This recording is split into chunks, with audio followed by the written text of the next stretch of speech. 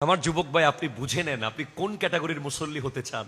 এক ধরনের নামাজি, ইমাম সাহেব জামাত শুরু করে দিয়েছে, সাথে সাথে উনি পিছনে নিয়ত করে ফেলেছে মুসল্লি।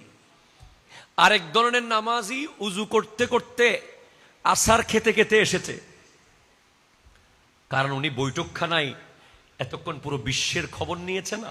ওনার সাথে হোয়াইট হাউসে মিটিং ছিল, অনলাইনে ওনার সাথে জাতিসংঘের মহাসচিবের মিটিং ছিল। বৈঠকখানায় মিটিং শেষ করে আসতে আসতে তখন ইমাম সাহেব হুজুর এক রাকাত শেষ করে উঠে গেছে। আরেক ধরনের নামাজি আছে একেবারে সালাম ফিরানোর, অথবা সালাম ফিরিয়ে ফেলেছে, আহা জামাত শেষ হয়ে গেল। এরকম নামাজি আছে না সমাজে? হ্যাঁ, আমি আপনাদেরকে একটু বলে দিই, প্রথম ক্যাটাগরির নামাজি যারা যারা সাথে সাথে নিয়ত করতে পেরেছে জামাতে, তাদের জন্য একটা পুরস্কার কবরে থাকবে। তারা কবরে যাওয়ার সাথে সাথে একটা অনেক বেশি সুন্দর,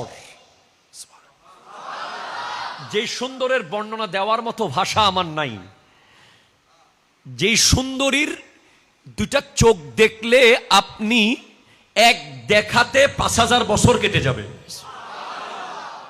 এরকম একটা হুর কবরে বিয়ে দেওয়া হবে ওই ব্যক্তির সাথে। ওই ব্যক্তি জিজ্ঞেস করবে, কিরে তুমি কে? হঠাৎ আমি কবরে আসার সাথে সাথে তুমি চলে আসলে, তুমি কে? সেই সুন্দরী হুর বলবে, আমি তোমার নামাজ। এত দ্রুত এসে গেলে কেন? ওই সুন্দরী হুর বলবে, তুমি যেভাবে আজান দেওয়ার সাথে সাথে একামতের আগে দ্রুত দুনিয়ার সব কাজ ছেড়ে মসজিদে চলে আসতে, আল্লাহ আমাকে অর্ডার দিয়েছে আমি যেন তুমি কবরে আসার সাথে সাথে তোমার খেদমতে চলে আসি। তখন ওই হুরের দিকে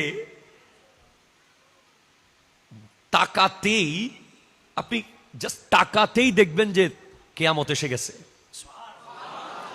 ওখানে আপনার ৪-৫,০০০ বছর যে কেটে গেছে আপনি বুঝতেই পারবেন না। পরে আপনাকে এইভাবে ডাকতে হবে, এই ওই যে আর তাকাইও না, উঠো উঠো উঠো, আর দেখিও না, বাস।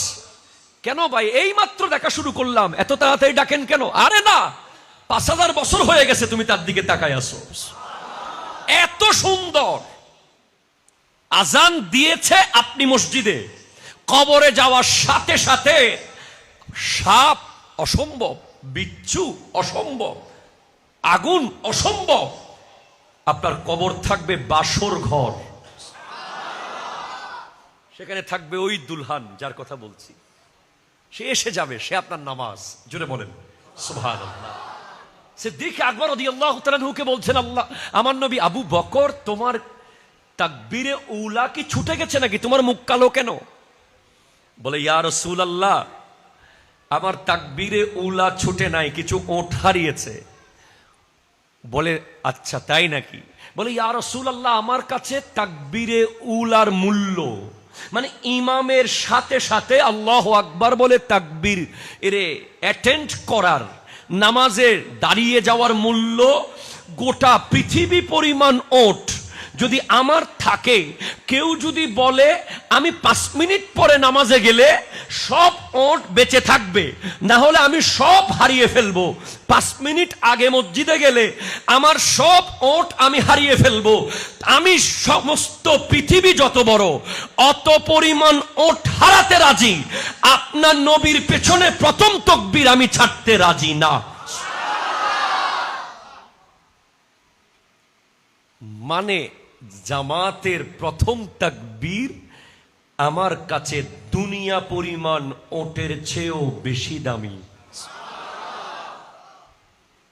ইমাম হুসাইনকে আপনি প্রশ্ন করেন, ওগো হুসাইন, কারবালার মাঠে আপনার তলোয়ার যখন বিজলির মতো চলছে, যেদিকে যাচ্ছে গাজর মূলার মতো এজিদিদেরকে কেটে ফেলতেছে,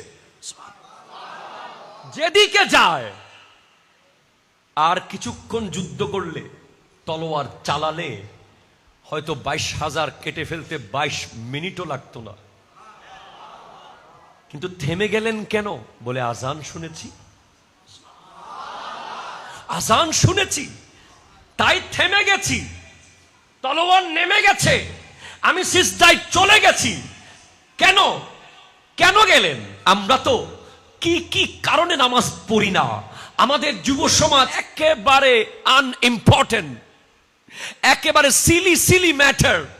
গাড়িতে আছে নামাজ পড়ছে না, বিয়ে বাড়িতে আছে নামাজ পড়ছে না, মিটিং এ আছে নামাজে যাচ্ছে না, ফেসবুকিং করছে নামাজে যাচ্ছে না, গল্প করতে করতে নামাজে যাচ্ছে না। আর ইমামে কারবালা তলোয়ারের নিচে নামাজে কেন গেলেন? বলে কেন আপনি শুনেন নাই আমার নবীর হাদিস? সুইলা রাসূলুল্লাহ সাল্লাল্লাহু আলাইহি ওয়াসাল্লাম আইয়ুল আমালে আহাব্বু ইলাল্লাহি তাআলা, আল্লাহর কাছে সবচেয়ে শ্রেষ্ঠ আমল কোনটা? আমার নবী বলেছেন, এক আসসালাতু লিওয়াক্তিহা, জাস্ট টাইম নামাজ পড়া, জাস্ট টাইম। দুই বিররুল ওয়ালিদাইন, পিতামাতার প্রতি সৎ আচরণ করা। তিন ওয়াল জিহাদু ফি সাবিলিল্লাহ, আল্লাহর রাস্তায় জিহাদ করা।